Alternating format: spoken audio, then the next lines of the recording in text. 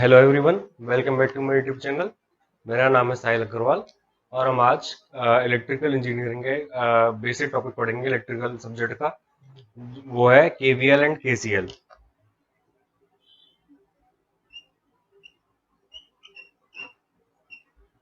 ये electrical engineering का सबसे बेसिक टॉपिक है। ये हर इलेक्ट्रिकल इंजीनियरिंग इंजीनियर स्टूडेंट को आना चाहिए। सबसे बेसिक टॉपिक है केवीएल एंड केसीएल। ये है Kirchhoff voltage law and Kirchhoff current law. So मैं पहले आपको इसमें केवीएल पढ़ाऊंगा।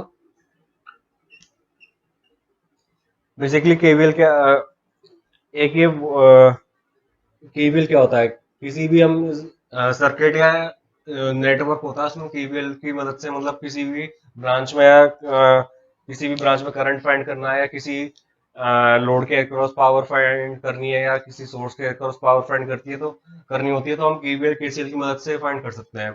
कोई ऐसे माने आप पे सर्किट गिवन है और आपको उसमें बोला गया कि ऐसे लेट अस अज्यूम कि 6 ओम का कोई रेजिस्टेंस है, उसके अक्रॉस आपको पावर फाइंड करनी है। अब मुझे उसमें करंट पता नहीं है, तो मैं उसमें केवीएल केसीएल की मदद से पहले करंट फाइंड करूंगा, उसके बाद मैं उसके पावर फाइंड कर सकता हूँ, है ना। सो केवीएल क्या होता है? केवीएल जो है आपका ये कौन एक लॉ को फॉलो करता है, law of conservation of energy. Law of conservation of, ये इस लॉ को फॉलो करता है। और इसमें क्या होता है? Summation of voltage across all elements equal to zero होता है। मतलब summation of voltage across all elements मतलब वो सर्किट में जितने भी रेजिस्टेंस या कोई भी सोर्स है या कुछ भी है, तो उसके अक्रॉस जो वोल्टेज आएगा वो आपका जीरो कहलाता है। ये होता है आपका केवीएल का बेसिक, है ना। अब ये कब अप्लाई करते हैं? अगर आपको क्वेश्चन में बोला गया ऐसे कि using mesh analysis, loop analysis, तो आपको केवीएल लगाना होता है उसमें। अगर क्वेश्चन में क्या बोला गया हो आप पे, यूजिंग मैश एनालिसिस या फिर लूप एनालिसिस।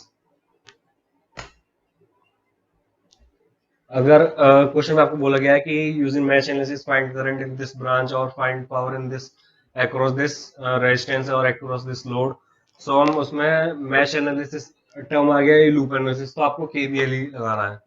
अगर ये कुछ ऐसा नहीं लिखा है तो आप कुछ भी लगा सकते हैं उसमें।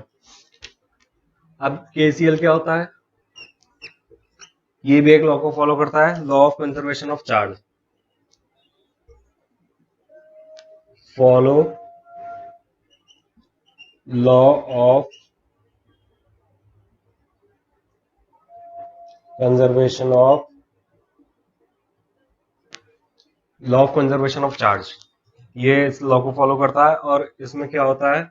समेशन उसमें वी एन होता है, इसमें I n, current at node equal to zero. ऐसे मैं एक नोड बना रहा हूँ, ये आपकी एक नोड हो गई। इसमें करंट आ रहा है I one, I two, I three, I four, I five, I six, ये आ रहा है। इसका मतलब क्या हुआ? करंट समिशन, या फिर ऐसा कर सकते हैं, current enter is equal to current out, मतलब एट एनी नोड। मतलब किसी भी नोड पे अगर जितना करंट आ रहा है उस नोड पे, उतना ही करंट इसमें से वापस जा रहा होगा।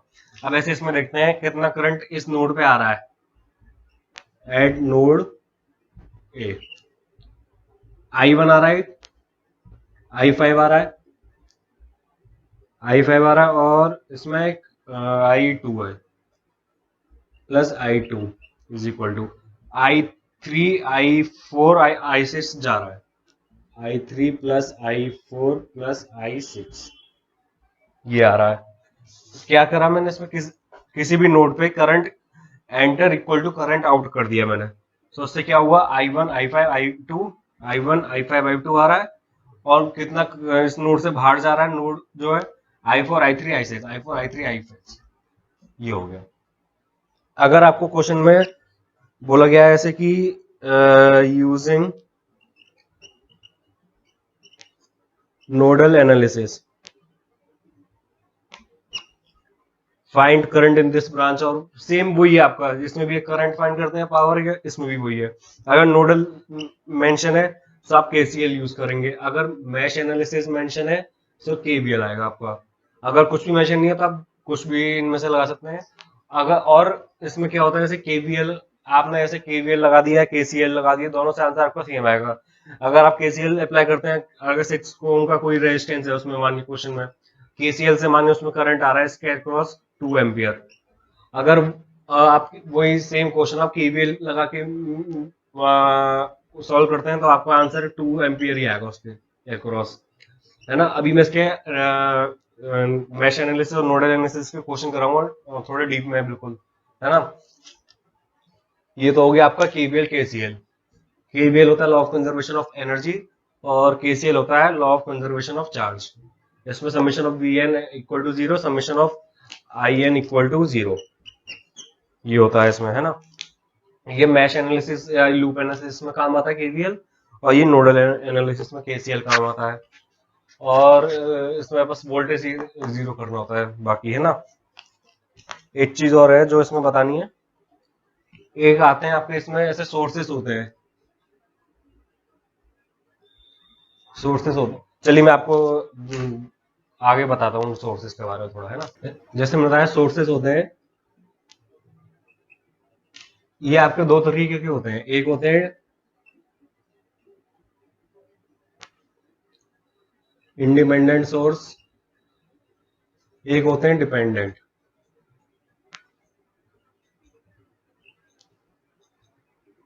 डिपेंडेंट सोर्सेस होते हैं, इनमें क्या डिफरेंस है, ये ऐसे आपको वोल्टेज आपने देखा होगा प्लस माइनस लगा दिया, ये हो गया वी या करंट, ये मतलब वोल्टेज किसी पे डिपेंड, ये इंडिपेंडेंट है, किसी पे डिपेंड नहीं कर रहा है, ऐसे करंट डिपेंड नहीं कर रहा है किसी पे। डिपेंडेंट में क्या होता है कि ये जैसे इसके भी चार टाइप्स के होते हैं ये वाले, और इनका सिंबल जैसे सर्कल होता है, इनका क्या होता है डायमंड, ये होता है ऐसे प्लस माइनस लगा दिया या करंट। इसके चार तरीके के होते हैं ये, एक होते हैं वोल्टेज कंट्रोल वोल्टेज सोर्स, एक करंट कंट्रोल वोल्टेज सोर्स, और एक होता है करंट सोर्स, होते हैं दो, है ना। Voltage control current source, current control current source, ये आपके में भी जो 4 टाइप्स हैं, इसके ऊपर मैं मैश एनालिसिस और नोडल एनालिसिस के क्वेश्चन करवाऊंगा अच्छे से, तो आपको और क्लियर हो जाएगा, क्योंकि ज्यादातर स्टूडेंट्स क्या होते हैं, ये जहाँ पे डिपेंडेंट सोर्स आया वहां पे कंफ्यूज हो जाते हैं कि आप कैसे आगे क्वेश्चन सॉल्व होगा। मैं उसका अलग से वीडियो बना के आपको इन चारों के ऊपर भी क्वेश्चन कराऊंगा, मतलब डिपेंडेंट बेसिकली कराऊंगा, जैसे कि आपको डिपेंडेंट का अच्छे से आ जाए। अब ऐसे ये वोल्टेज सोर्स है, वोल्टेज इसकी वैल्यू कुछ भी हो सकती है, जैसे वोल्टेज कंट्रोल है सो के वी एच हो सकती है, या करंट कंट्रोल है, करंट से आई कर दिया के आई, इसकी वैल्यू ऐसे ही ये हो गया, कर सकते हैं ऐसे। ये तो हो गया आपके सोर्सेज के बारे में जो आपको पता होना चाहिए, और ये वाले आपके भी जो डिपेंडेंट सोर्स है ये आपके उसमें भी काम में आएंगे, जो थ्योरम्स होती हैं, superposition theorem, Norton theorem, Thevenin theorem, और मैक्सिमम पावर ट्रांसफर, ये आपको उसमें भी केवीएल केसीएल बहुत यूज आएगा, तो आप केवीएल केसीएल के जो मैं अभी क्वेश्चंस कराऊंगा आगे, वो आप अच्छे से बिल्कुल करिए। अब एक बेसिक चीज और बता देता हूँ इसमें, एक पावर के ऊपर आता है, इसमें जनरली सब कंफ्यूज रहते हैं कि पावर एब्जॉर्ब कब लेनी है और डिलीवर्ड कब लेनी है, हमें इसमें कंफ्यूज रहता है कि ये समझ नहीं आता कि हम एब्जॉर्ब कब एज्यूम करें और डिलीवर्ड कब एज्यूम करें। सो अगर मैं जो बेसिक लेके चलता हूँ उसका साइन कन्वेंशन वो ऐसे है, प्लस माइनस वी है और यहाँ पे आई, या फिर माइनस प्लस आई। अगर ये माइनस की तरफ आ रहा है, प्लस से जा रहा है, ऐसे प्लस से जा रहा है माइनस की तरफ आ रहा है, so P is equal to V I होगी, ये आपकी कहलाई एब्सॉर्ब। जो मैं इसका मैं एज्यूम करके चलता हूँ वो ये है ना। इसमें आपको नई नई बुक, अलग अलग बुक्स में आपको नए नए मतलब साइंस इन्वेंशन दिख जाएंगे। कोई कुछ एज्यूम कर रहा है, कोई कुछ एज्यूम कर रहा है। डेली वर्ड में क्या आता है, ये आपका लोड हो गया है ना कोई भी।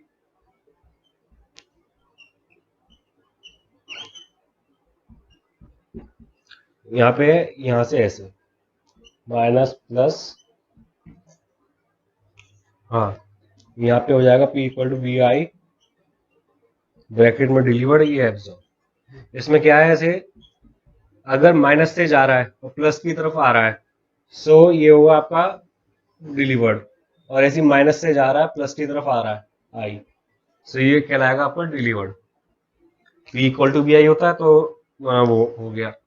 और इसमें एक चीज और बतानी है आपको, हाँ, summation of power absorb is equal to summation of power delivered. ये किसी भी सर्किट में या किसी भी नेटवर्क में जरूर होता है, इन एनी नेटवर्क नहीं होता।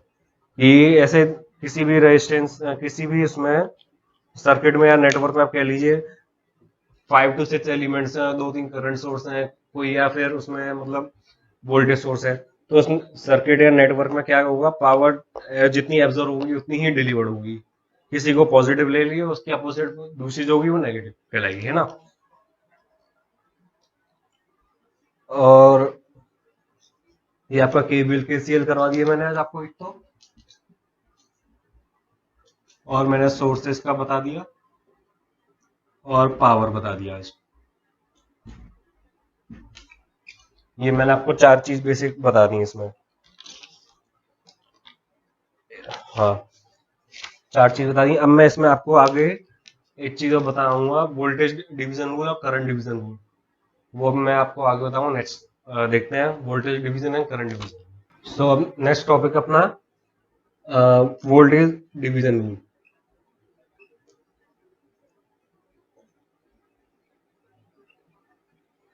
वोल्टेज डिवीजन रूल में क्या होता है इसमें, अगर कोई, ये पहली बात सीरीज कनेक्शन में अप्लाई होता है हमेशा, है ना। अगर सीरीज में वोल्टेज डिवीजन होता है, सीरीज में अप्लाई होता है। सीरीज में ऐसे आपको दो रेजिस्टेंसेस गिवन है और आपको किसी भी उसके एलिमेंट के अक्रॉस वोल्टेज निकालना है, तो कैसे निकाल सकते हैं ये इसमें देखेंगे।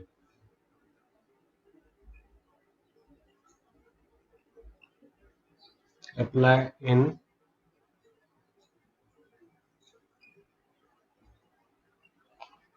Series connection.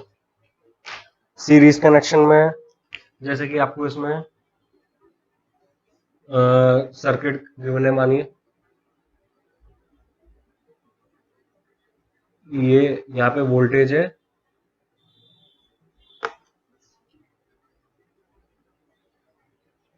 ये आपका R1 है, ये आपका R2 है, R1 R2, ये टोटल वोल्टेज है V। अब करंट तो सेम रहेगा, करंट क्या होगा, सेम होगा अक्रॉस ऑल एलिमेंट्स,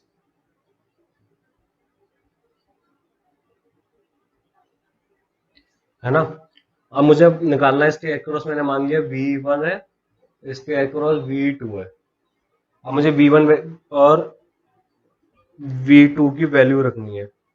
सो कैसे लिखेंगे, V1 क्या है, टोटल वोल्टेज इनटू जिस एलिमेंट के अक्रॉस आपको वोल्टेज फाइंड करना है R1, और नीचे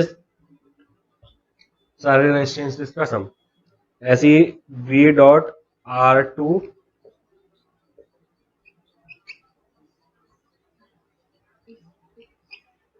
ये हो गया आपका वोल्टेज डिवीजन। अगर इसकी जगह इंडक्टर होता मानिए L1 L2, तो यहाँ पे L1 L1 plus L2 L2 L2 L1 plus L2। Capacitor के केस में अपोजिट हो जाएगा, यहाँ पे 1 आ रहा है तो यहाँ पे 2, यहाँ पे 2, यहाँ पे 1, सेम। बाकी पूरा सेम रहेगा इसमें, है ना। ये हो गया आपका वोल्टेज डिवीजन। अब इसका आज का लास्ट टॉपिक देख लेते हो,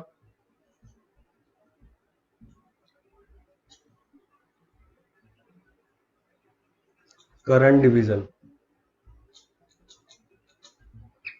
ये हमेशा पैरेलल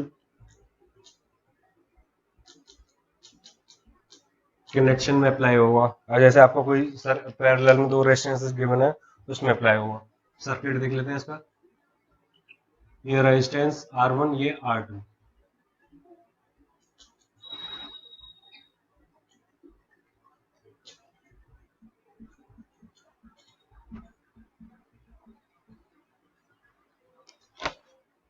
यहाँ पे जा रहा है सारी ब्रांच में I1, I2। इसमें I1 जा रहा है, इसमें I2 जा रहा है आपको, है ना। अगर मुझे इसमें I1 की वैल्यू लिखनी है और I2 की, टोटल करंट मल्टीप्लाई, इधर 1 है तो इधर आएगा आपका R2 आएगा, इधर 2 है, इधर इसमें 1 आएगा, सॉरी R1।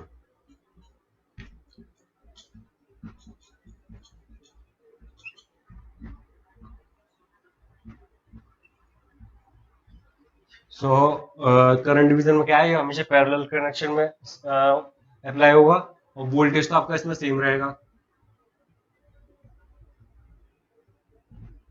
पैरेलल में वोल्टेज आपको पता होगा, सीरीज पैरेलल में, है ना। और वोल्टेज सेम रहा, करंट डिवाइड होगा। करंट डिवाइड कैसे होगा ये मैं आपको इसका बता दिया।